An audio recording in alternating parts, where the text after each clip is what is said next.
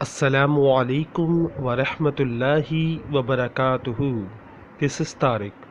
How to make a question in present perfect progressive part 3. आज हमारा तीसरा lesson है जिसमें हम सीखेंगे कि सवाल कैसे बनता है, यानी क्वेश्चन कैसे बनाते हैं। इसके लिए आपको इसकी फॉर्म याद करनी है। सबसे पहले फॉर्म देखिए, have slash has plus subject plus been plus ing form of verb plus object। इस फॉर्म के मुताबिक हम बनाएंगे प्रेजेंट परफेक्ट प्रोग्रेसिव का क्वेश्चन। जैसे यहाँ पे देखें, हैव पहले लिखा, उसके फ़ौरन बाद हमने सब्जेक्ट लगाया वी, उसके फ़ौरन बाद बीन लगाया और उसके फ़ौरन बाद वर्ब की आईएनजी फॉर्म लगाई और उसके बाद एक्स्ट्रा वर्ड्स यानी जो बाकी के जुमले को मदद करने के लिए जो चीज़ें लिखी जाती हैं वो हमने बनाई। ज़रा देखें, have we been trying to find you for many days. Have we been trying to find you for many days। क्या हम तुम्हें काफ़ी दिनों से ढूंढने की कोशिश कर रहे हैं। ये सवाल बड़ा अजीब है लेकिन हम प्रैक्टिस के लिए बनाया है। दूसरे सवाल को देखें तो ज़्यादा समझ में आएगा आपको। Have I been typing for an hour. Have I been typing for an hour। have क्या है, हेल्पिंग वर्ब है। आई क्या है, सब्जेक्ट है और सब्जेक्ट के फ़ौरन बाद हम बीन लगाते हैं। बीन के बाद हम वर्ब की आईएनजी फॉर्म लगाते हैं और फिर सिंस और फॉर लगाकर टाइम मेंशन कर देते हैं। हैव क्या, आई मैं, बीन टाइपिंग टाइप कर रहा हूँ, फॉर एन आवर एक घंटे से। Have I been typing for an hour, क्या मैं एक घंटे से टाइपिंग कर रहा हूँ।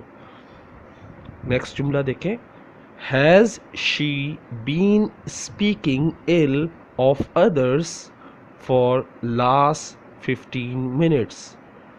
Has she been speaking ill of others for the last 15 minutes. Has क्या, शी वो, बीन स्पीकिंग इल इल्ज़ाम लगा रही है, ऑफ अदर्स दूसरों पर, फॉर द लास्ट 15 मिनट पिछले 15 मिनट से। क्या वो पिछले 15 मिनट से दूसरों को बदनाम कर रही है। क्या वो पिछले 15 मिनट से दूसरों को तंज कर रही है। क्या वो पिछले 15 मिनट से दूसरों को इल्ज़ाम लगा रही है। तो has she been speaking ill of others for the last 15 minutes. Next देखें, has the shopkeeper been fleecing customer for many years। Has the shopkeeper been fleecing customers for many years। क्या दुकानदार ग्राहक को काफ़ी सालों से लूट रहा है। Has क्या, the shopkeeper दुकानदार, been fleecing लूट रहा है, कस्टमर ग्राहक को, फॉर मैनी ईयर्स काफ़ी सालों से। नेक्स्ट देखें, has it been drizzling since morning. Has it been drizzling since morning. क्या सुबह से बूंदाबांदी हो रही है। हैज़ क्या, इट बीन डिजलिंग बूंदाबांदी हो रही है, सिंस मॉर्निंग सुबह से।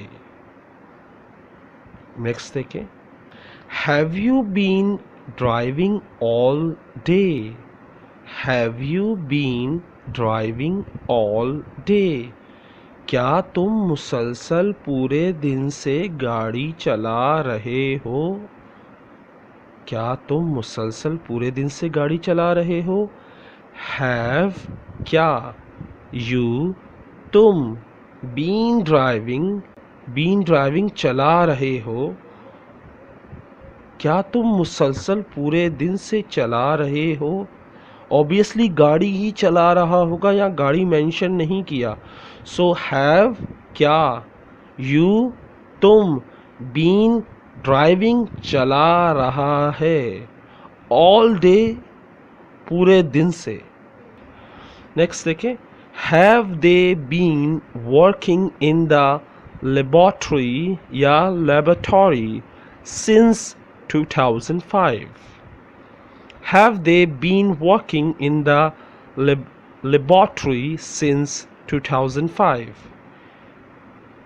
क्या वो लोग 2005 से लेबोरेटरी में काम कर रहे हैं।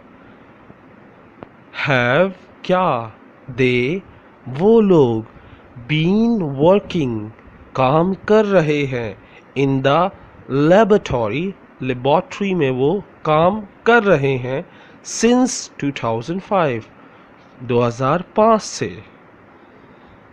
अगला जुमला देखें, has her phone been ringing for 10 minutes, has her phone been ringing for 10 minutes, क्या 10 मिनट से उसका फ़ोन बज रहा है, क्या 10 मिनट से उसका फ़ोन बज रहा है। हैज़ क्या, हर फोन उसका फ़ोन, बीन रिंगिंग बज रहा है, फॉर 10 minutes 10 मिनट से। Now it's time for vocabulary. Hide छुपाना, to hide is to try not to let other see you, to hide is to try not to let others see you, छुपाना कोशिश होती है कि दूसरे ना देख सकें तुम्हें। को छुपाने का मतलब ये होता है कोशिश की जाए कि दूसरे उसे ना देख सके जो चीज़ छुपाई जा रही है। The other children will hide while you count 100.